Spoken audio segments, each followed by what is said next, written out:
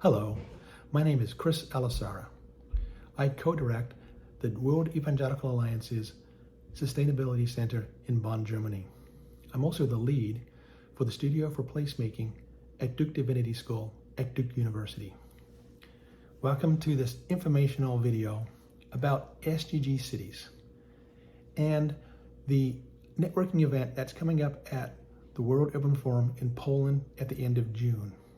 We're doing this little video to explain what SGD Cities is, because at the networking event, we're going to have faiths, faith groups, faith leaders, and faith actors co-designing how to implement SGD Cities together with UN Habitat. SGD Cities is a flagship program of UN Habitat, and there's an opportunity for us as faiths to work with them to implement this amazing program that will reach 1,000 cities around the world and over 1 billion people. Let me introduce to you the lead for SGD Cities, Dove Aubrey from Nairobi, who will explain more detail what SGD Cities is all about. Well, thanks, Chris, for giving me this opportunity to join you today and to talk a little bit about the SGG Cities program.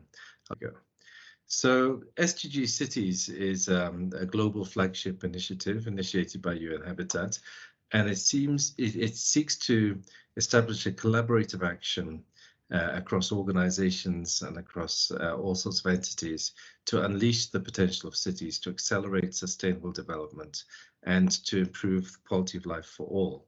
And why do cities matter? Well, we see that the world is rapidly urbanizing. Now 55% of the world's population live in cities, and this will increase dramatically over the next decades. We also noticed that 2/3 of the world of the SDGs are relevant to cities, and the cities also have an impact on the territories that surround them. So it's noted, therefore, that the battle for sustainable development will be won or will be lost in cities. Because on one hand, cities generate economy. Around 80% of the world's economy comes from cities. But on the other hand, cities are also churning out huge amounts of greenhouse gases, 70% of the world's greenhouse gases, 70% of the world's waste. But also there's a big challenge of inequality often associated with cities that need to be addressed. So on one hand, yes, the economic and creative potential of cities can really drive us towards the SDGs, but also if it's not managed well, cities could be problematic for achieving the SDGs. So the world came together in 2016 in Quito. 193 UN member states signed up to the new urban agenda at the Habitat 3 conference, and identified that how cities can drive the achievement of sustainable development requires effective policies. These policies need to then be translated into plans, into territorial plans, city plans, neighborhood plans, and this requires inclusive governance. The planning process to engage with communities, engage with stakeholders, women, youth, the business sector, for instance, elderly, disabled people, and that plans in themselves will not be implemented unless there can be infrastructure investment. So there needs to be infrastructure investment, and that needs to be equitably distributed, so without leaving anyone behind. And in order to invest in infrastructure, you need a revenue system. So the economy that's generated in the cities needs to be then translated into a revenue stream that can support and maintain infrastructure and infrastructure continued investment. So what we're trying to do with SGG Cities is to help cities in that process of going from data and having a good evidence base to strategic planning and engaging communities and stakeholders in that process, and then identifying the projects which are going to be the impactful projects to implement their strategies and to get these projects financed so that they can be implemented. So it's a simple process from data to strategic planning, sometimes spatial planning, to identifying those impact projects, and to connecting them to sources of finance. And at the same time, and then once they're financed, of course, they can then be implemented, and we can then see measurable impacts on the ground. But that requires local institutions that can be functioning well. So we're also looking at the functionality of the local institutions, particularly in areas of inclusive governance, planning, municipal finance, but also service delivery, such as solid waste, water and sanitation, and mobility. And we've got quite a big ambition. We're trying to work across 1,000 cities and impact on 1 billion lives. And this is why we need partnerships. This is why it's so important that we do this as a collaborative action, because as a UN Habitat project, I don't think we can reach 1,000 cities alone. Okay, so data. A lot of cities find that more than 200 SDG indicators is really challenging. So what we've done across the UN system is to come to a consensus on what are the most important urban indicators, and we've come up with a core of 72 urban indicators, and they've just been approved by the UN Statistical Commission. So they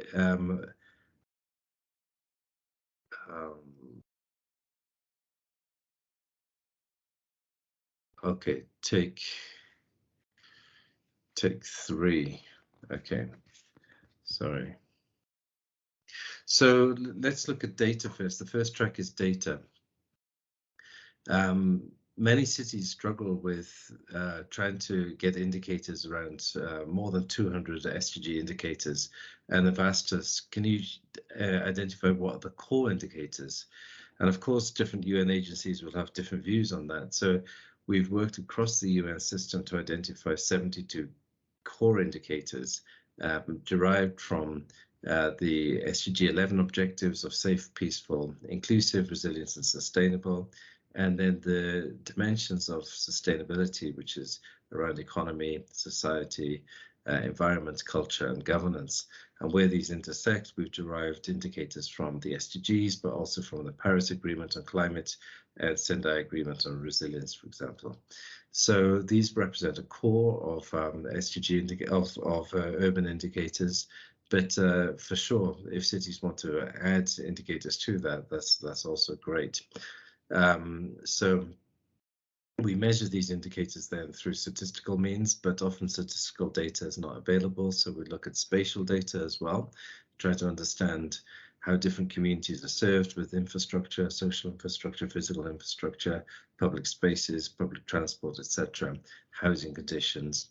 And sometimes there's a need to do a bit of a deep dive, so we go into communities and get data at the community level. But also in a lot of cities, you can get a lot from kind of scraping big data. So from these various sort of data from these various data sources, we're able to generate a map of the city and understand how the urban monitoring framework plays out in different communities, and we are able to understand the inequalities between communities, but also what are the greatest needs, and not only what are the greatest needs, but where are they. So this is an important track, and from that we can sort of map our baseline of the city using the urban monitoring framework metadata. From that we go to spatial planning, strategic planning, big 2. From that we go to strategic planning, the city development plans, and okay, take 4.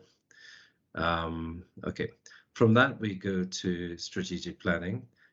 We look at city development strategies, and we use that data to inform SWOT analysis, strengths, weaknesses, opportunities, and threats. And from that, visioning, and from that, strategic objectives for the city. And at this point, then we can issue a voluntary local review report where the city has taken stock of how they're doing on SDGs, and they can publish that globally.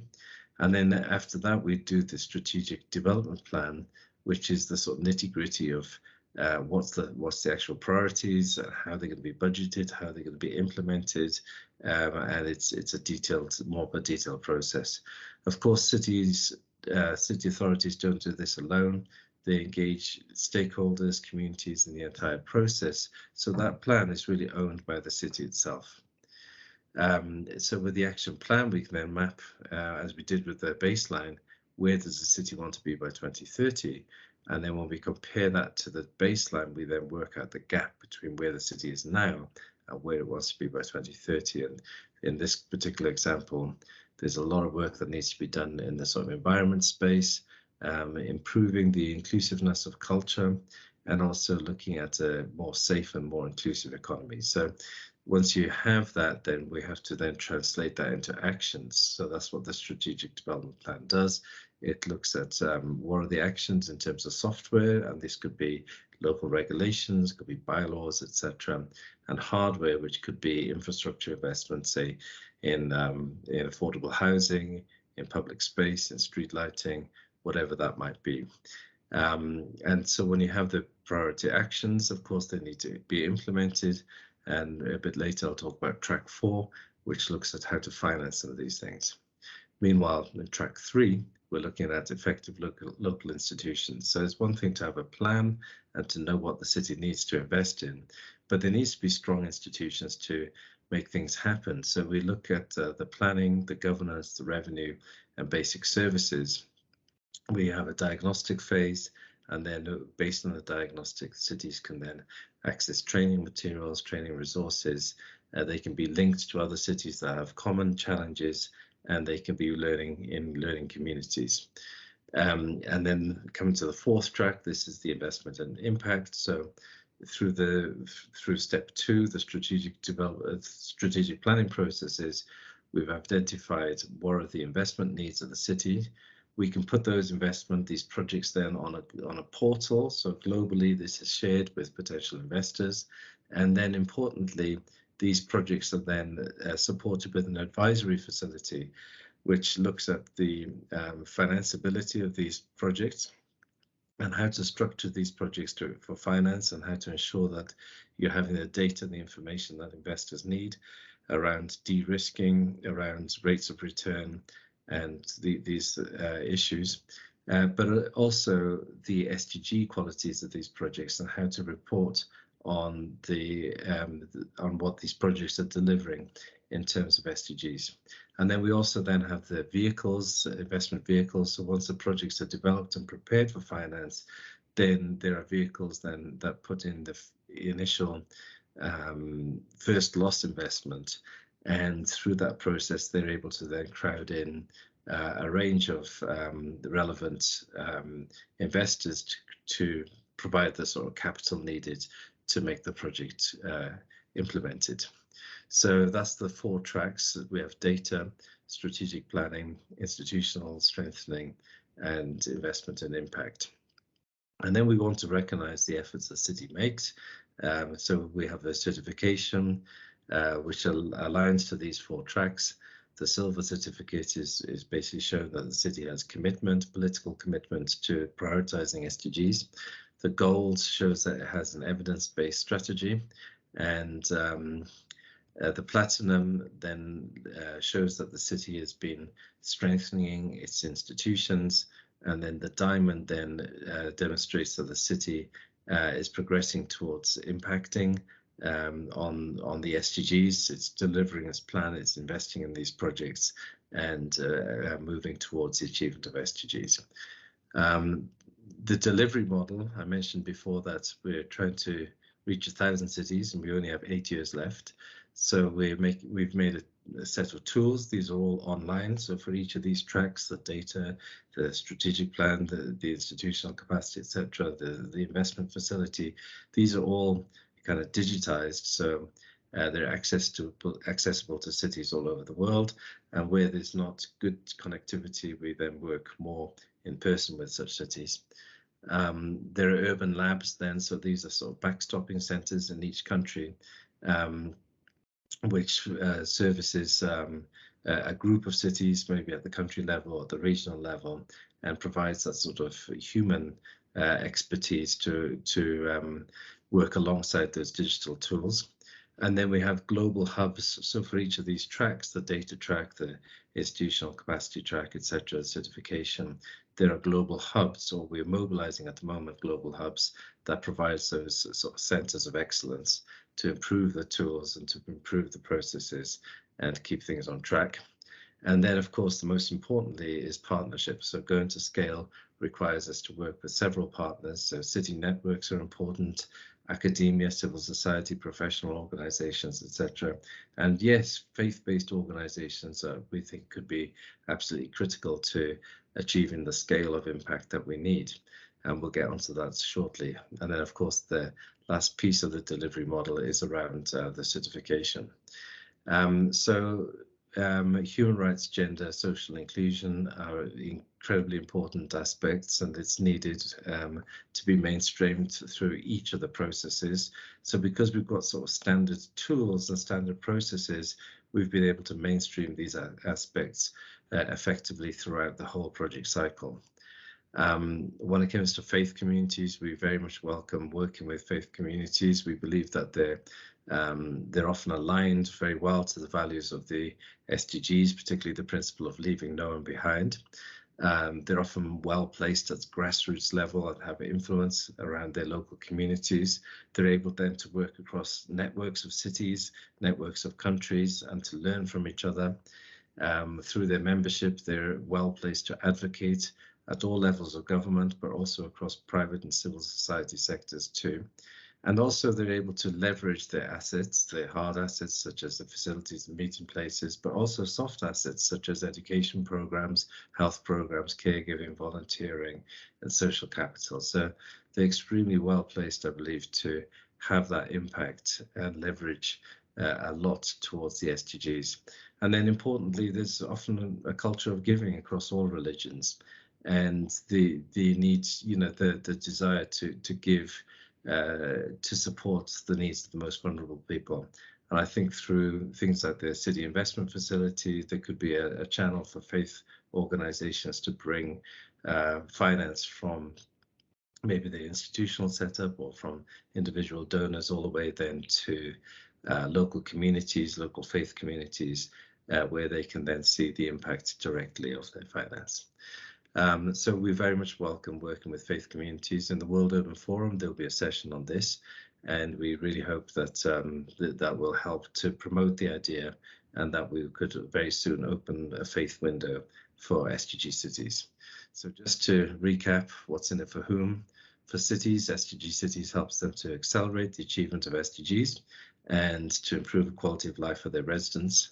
For faith, it provides the opportunity to live out faith-driven values and to channel human and financial capital in a way that's practical, collective, and impactful. For investors, SDG Cities provides a continuous pipeline of assessed, de-risked, verifiable investment opportunities worldwide, including in developing and emerging economies. And finally, for global development, SDG Cities harnesses the potential of urbanization, the potential for cities to accelerate the achievement of the global sustainable development goals. So please do join us, and thank you for listening to this presentation. Thank you. Thank you, Dev, for that fantastic overview of SGD cities. It helps us a lot to understand what it is going into this networking event at WOOF 11. And for WOOF 11, please come if you're interested as a faith leader, a faith organization, a faith actor, and in this program, SGD Cities. We have a unique opportunity to co-design with you in Habitat how faiths can be partners in this program that can reach 1,000 cities and over 1 billion people. Go to the WOOF 11 website to register and to come to our event June 30th. Thank you, and see you there.